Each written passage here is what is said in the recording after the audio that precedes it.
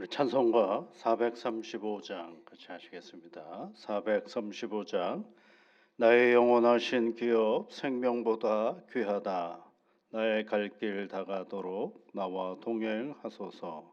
435장 찬송입니다. 나의 영원하신 기업 생명보다 귀하다.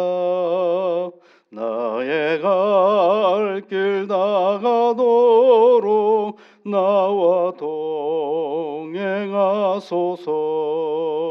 주께로 가까이 주께로 가오니 나의 갈 길 나가도록 나와 동행하소서. 세상 복이 아니람과 모든 명예 버리고 험한 길을 가는 동안 나와 동행하소서. 주께로 가까이 주께로 가오니 나의 갈 길 나가도록 나와 동행하소서. 어두운 골짝 지나가며 험한 바다 건너서 천국 문에 이르도록 나와 동행하소서. 주께로 가까이 주께로 가오니 나의 갈 길 나가도록 나와 동행하소서.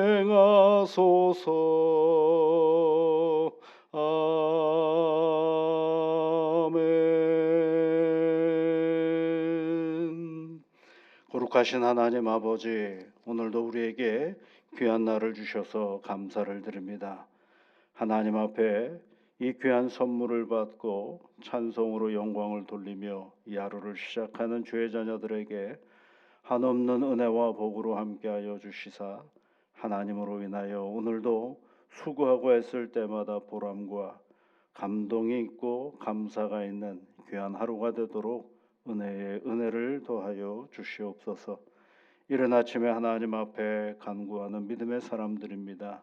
한 사람 한 사람 그 삶의 형편들을 기억하여 주시고 합력하여 선을 이루시는 하나님의 은혜가 늘 충만한 오늘의 일상이 되어줄 수 있도록 이끌어 주시옵소서.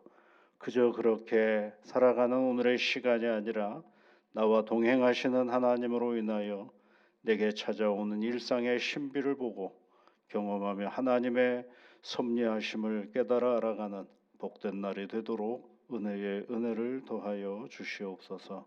주의 성령께서 함께하여 주시옵소서. 예수님 이름으로 기도드리옵나이다.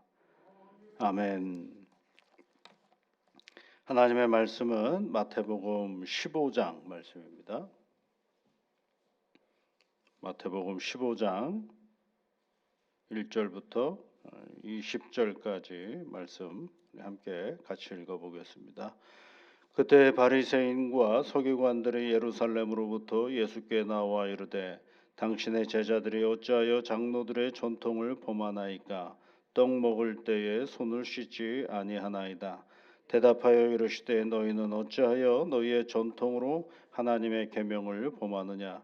하나님이 이르셨으되 내 부모를 공경하라 하시고 또 아버지나 어머니를 비방하는 자는 반드시 죽임을 당하리라 하셨거늘 너희는 이르되 누구든지 아버지에게나 어머니에게 말하기를 내가 드려 유익하게 할 것이 하나님께 드림이 되었다고 하기만 하면 그 부모를 공경할 것이 없다 하여 너희의 전통으로 하나님의 말씀을 폐하는도다. 외식하는 자들아, 이사야가 너희에게 관하여 잘 예언하였도다. 일러스되 이 백성의 입술로는 나를 공경하되 마음은 내게서 멀도다. 사람의 계명으로 교훈을 삼아 가르치니 나를 헛되이 경배하는도다 하였느니라 하시고, 무리를 불러 이르시되 듣고 깨달으라. 입으로는 들어가는 것이 사람을 더럽게 하는 것이 아니니라. 입에서 나오는 그것이 사람을 더럽게 하는 것이니라. 이에 제자들이 나와 이르되 바리새인들이 이 말씀을 듣고 걸림이 된 줄 아시나이까. 예수께서 대답하여 이르시되 심은 것마다 내 하늘 아버지께서 심으시지 않는 것은 뽑힐 것이니 그냥 두라. 그들은 맹인이 되어 맹인을 인도하는 자로다. 만일 맹인이 맹인을 인도하면 둘이 다 구덩이에 빠지리라 하시니, 베드로가 대답하여 이르되 이 비유를 우리에게 설명하여 주옵소서. 예수께서 이르시되 너희도 아직까지 깨달음이 없느냐. 입으로 들어가는 모든 것은 배로 들어가서 뒤로 내버려지는 줄 알지 못하느냐. 입에서 나오는 그것은 마음에서 나오니 이것들이야말로 사람을 더럽게 하느니라. 마음에서 나오는 것은 악한 생각과 살인과 간음과 음란과 도둑질과 거짓 증언과 비방이니 이런 것들이 사람을 더럽게 하는 것이요 씻지 않은 손으로 먹는 것은 사람을 더럽게 하지 못하느니라. 아멘. 바리새인들과 서기관들이 예수님에게 찾아와서 묻는 질문이 뭐였느냐 하면, 왜 당신들의 제자들은 손을 씻고 음식을 먹지 않느냐라는 거죠. 왜 손을 씻은 다음에 음식을 먹어야 되는데 손도 안 씻고 음식을 먹느냐라는 얘기를 해주고 있는 것입니다. 대단히 큰 문제인 것처럼 얘기를 하죠. 근데 그 장로들이 질문하는 것을 보면요, 2절 말씀에 당신의 제자들이 어찌하여 장로들의 전통을 범하나이까, 이렇게 얘기를 하고 있습니다. 장로들의 전통을 범하나이까. 그러니까 이게 무슨 얘기냐면요, 유대인들과 바리새인들은 하나님을 잘 믿으려고 애를 쓰는 사람들 아니겠어요? 하나님과 예배를 잘 믿으려고 이제 애를 쓰는 사람인데, 어떻게 하면 하나님을 잘 믿는 것일까? 아, 이렇게 하면 하나님을 잘 믿는 것이야라고 전통, 규율을 하나씩 하나씩 만들어가는 거죠. 그러니까 이제 하나님이 주신 말씀을 잘 지키려고 사람이 만들어내는 규율들이 있죠. 그 취지는 아주 좋지 않습니까, 여러분? 하나님을 잘 믿으려고 하는 어떤 규율, 규칙들을 만들어내기 시작을 한 거죠. 그것이 이제 오랜 시간이 되면 뭐가 되는 거예요? 꼭 그렇게 해야만 하는 전통이 되는 것들을 얘기하는 것입니다. 그 대표적인 것이 이제 손 씻고 음식을 먹는 거죠. 그렇죠? 손 씻고 음식을 먹는 건 당연한 일이죠. 그런데 원래 그 손을 씻으라는 얘기는 하나님께서 어디에서 말씀을 하셨느냐 하면, 성막에 들어갈 때, 제사장이 성막에 들어갈 때 제사를 지내야 되지 않겠어요? 그럴 때 그 물두멍이라는 큰 그런 그 거울과 같이 이렇게 자기를 비춰주는 자리가 있거든요. 거기서 손을 씻고, 그리고 하나님 앞에 예배 제사를 드리는 특별한 제의를 위해서 손을 씻는 규정은 있죠. 그런데 일반적으로 우리가 생활 속에서의 손 씻는 규정은 따로 있는지 없는지는 잘 모르겠어요. 성경에는 따로 나오지는 않거든요.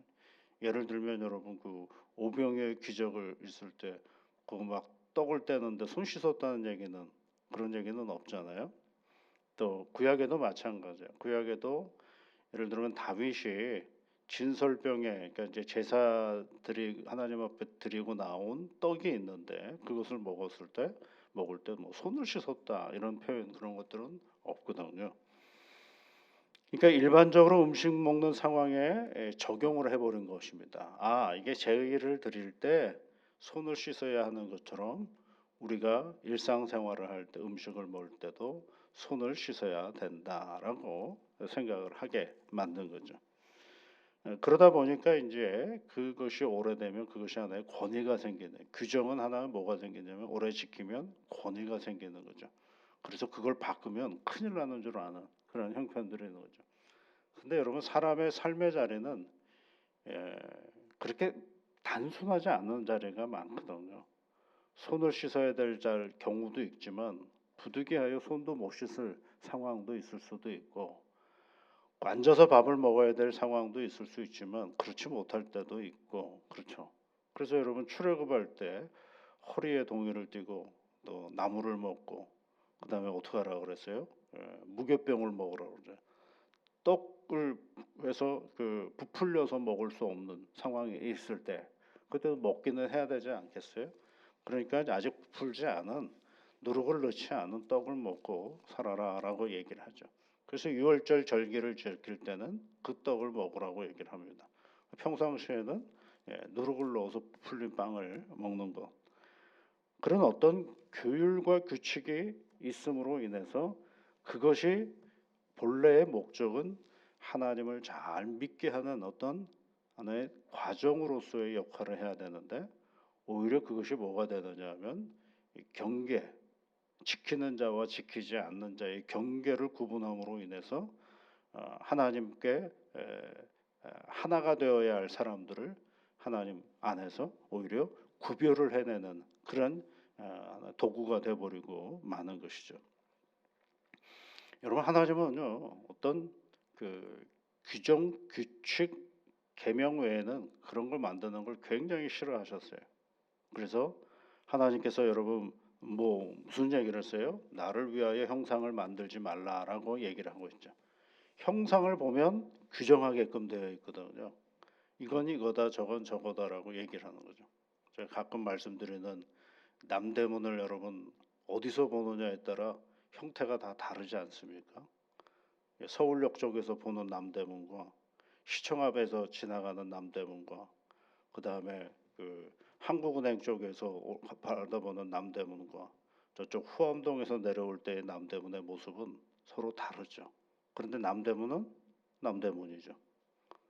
그러니까 뭔가를 하나 내가 본 입장에서 규정을 해버리면 그때부터 뭐가 되는 거예요? 이제 싸우는 게 되는 거죠. 예. 그래서 유럽의 백년 전쟁 이런 것들은 여러분 다 종교 전쟁이에요.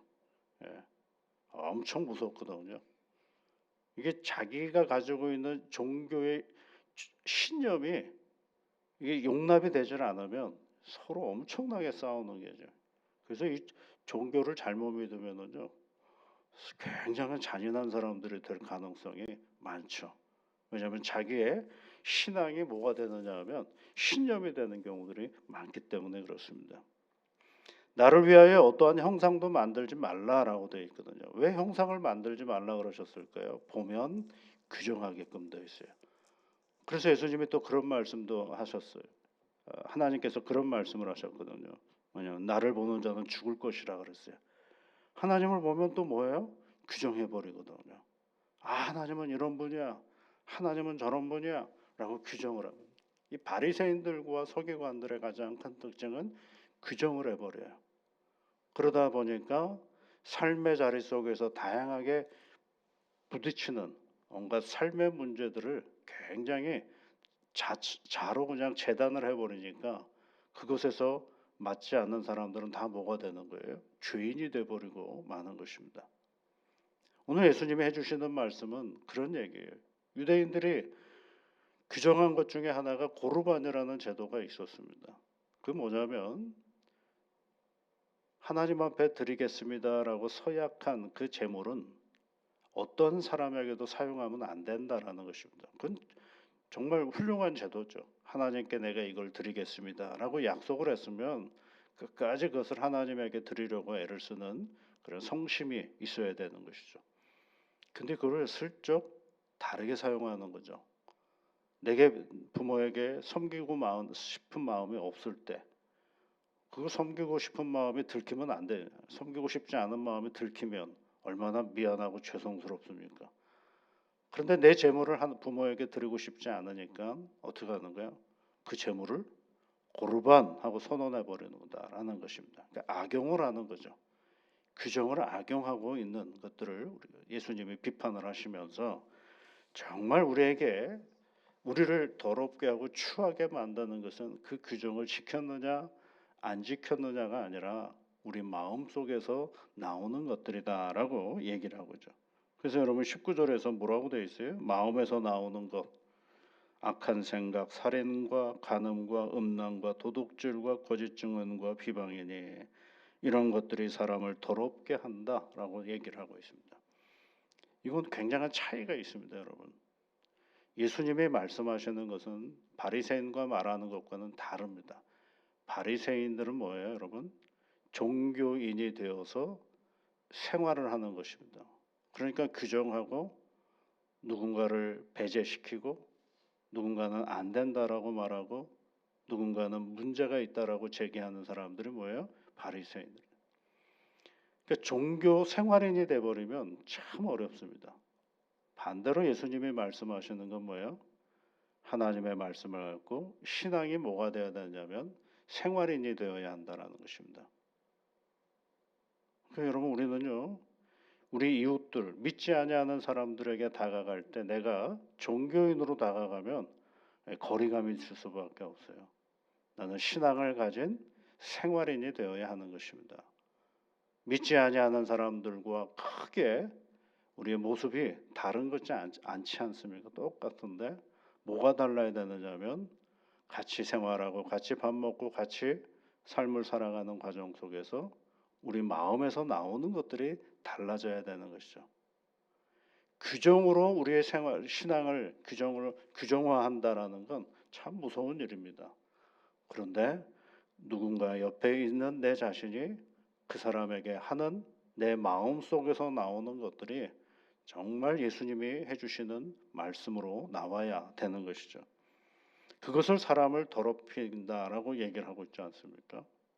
그래서 여러분 우리는요, 이 세상과 구별된다라는 말은 그 사람과 다른 생활을 하는 것이 아니라 그 사람과 같이 생활하면서 구별되는 건 뭐예요? 우리 마음에서 나오는 것들이 구별되는 거죠. 똑같이 욕하고 똑같이 비방하는 것이 아니라 누군가가 누구를 비방할 때 그것을 살짝 돌려서 다른 방향으로 돌릴 수 있는 그런 태도. 그런 태도가 뭐예요, 여러분? 바로 예수 믿는 사람의 태도인 것입니다. 겉으로는 하나 구별되지는 않죠. 옷이 다릅니까? 머리 모양이 다릅니까? 예수 믿는 사람은 4끼를 먹습니까? 5끼를 먹습니까? 생활은 큰 차이가 없죠.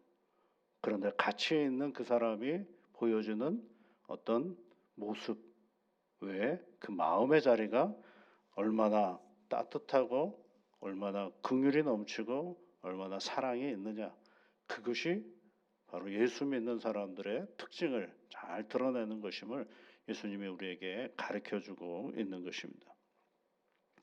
그러면 여러분, 예수님은 손을 안 씻었을까요?